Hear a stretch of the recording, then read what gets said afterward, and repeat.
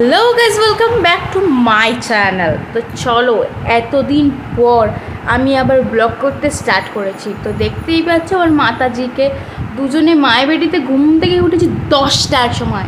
Yes, 10টা এখন দেখতে পাচ্ছ ঘড়িতে বাজে 10টা। চলো বাইরের দিকের অবস্থাটা কী।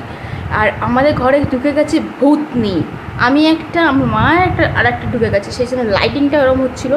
আর অ্যাভয়েড করো জামা কাপড়গুলো, কারণ প্রচুর বৃষ্টি হচ্ছিলো। তা এই যে দেখতে পাচ্ছ চারিদিকে বৃষ্টি, সুন্দর সবুজ কচু গাছ, ফুল গাছ। ওই যে ফুলটা দেখতে পাচ্ছ, ওটা কিন্তু পাহাড় থেকে নিয়ে এসেছিলো, আমার একটা আন্টি এনে দিয়েছিল। আর এই যে দেখো চারিদিকে, আমার বাবা তো পুরো সবুজে সবুজ করে রেখেছি। বাপের বাড়ি থাকার কিন্তু মজাই একটা আলাদা, সেটা কিন্তু আলাদাই ব্যাপার। তোমরা কমেন্ট করে জানাও কোন কোন মেয়েরা বাপের বাড়ি থাকতে মজা পাও। ও মজার থেকে বড় কথা, রাস্তায় জলটা দেখো। আমি যখন এসছিলাম এই বাড়িতে তখন হাঁটু পর্যন্ত জল, তারপরে জল কমেও গেছিলো। আবার ঘুম থেকে উঠে দেখি যে আবার জল জমে গেছে। চলো দেখে আসি জলটা কতটা হয়েছে আর কতটা সুন্দর ঠান্ডা। দেখি চলো, পুরো বন্যার ফিল আসছে, একটা যেন বন্যা, একদম সেই ব্যাপার। আর আমি একটু ক্যাট মেরে হাঁটতে গেলাম, কিন্তু পড়ে যাচ্ছিলাম, সেটা অ্যাভয়েড করে দাও। এই যে দেখো রাস্তায় জল। আর ঘরে চলে এসেছি, আর মাকে এসে দেখি চা বসাতে। ও বৃষ্টির দিনে গরম গরম চা হবে, তার সাথে একটু বিস্কিট হবে, একটু পকোড়া হবে। ওসব তো বড় লোকেদের, আমরা গরিব মানুষ, আমাদের হয় চা, তার সাথে ঝুড়ি ভাজা, নয় বিস্কুট। খুব জোর হলে একটা 5 টাকা 10 টাকা চপ হতে পারে। ওই কফি, তার সাথে পকোড়া, আলু চিপস, এসব আমাদের হয় না।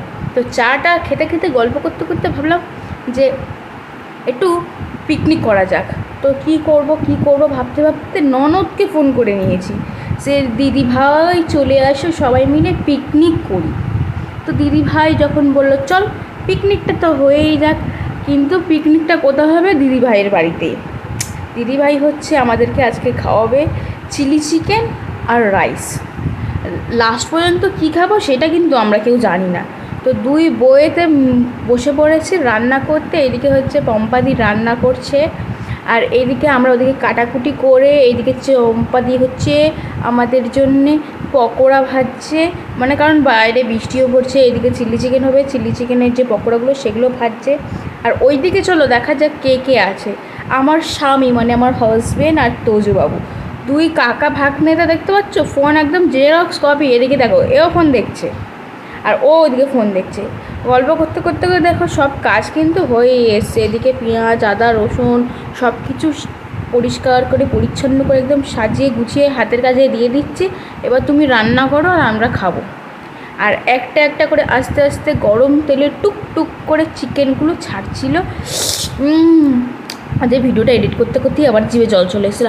কিছু বলি না বলি, আমার ননদ কিন্তু চিলি চিকেনটা মারাত্মক বানায়। এই যে দেখো দেখতে পাচ্ছ, টুক করে একটুখানি চিকেন পকোড়া খেয়ে নিচ্ছে গরম গরম। ও হাসিটা দেখছো?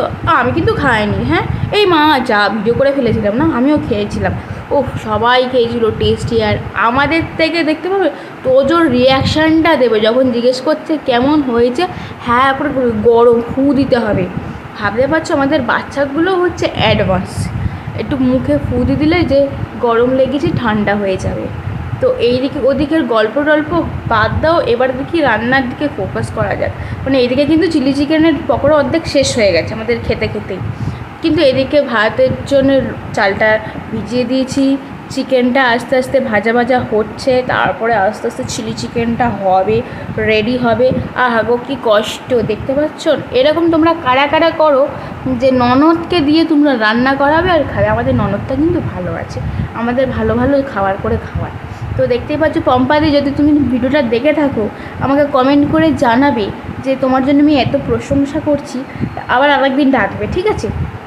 তো এই যে দেখতে পাচ্ছ ওখান দিয়ে কিন্তু আমি আর একটা পকোড়া নিয়ে নিয়েছি। আর এদিকে কিন্তু আমাদের চিলি চিকেন অলমোস্ট রেডি হয়েই এসছে। আর ওইদিকে আমাদের রাইসটা করে নিই। লাস্ট বললাম না, লাস্টের পর্যন্ত রাইস আর হয়নি, ওই গল্প করতে করতে রাইস করার, ওই গরম গরম ভাত আর তার সাথে চিলি চিকেন কম্বিনেশনটাই আলাদা। আর এদিকে দেখতে পাবে যে আমাদের পাত্তু বাবু, তার রিয়াকশানটাই কি যে চিলি চিকেন হবে তার সাথে ভাত। বাহ, আমরা তো হেভি ভালো। আর এবার চলো বসে পড়ি খেতেই।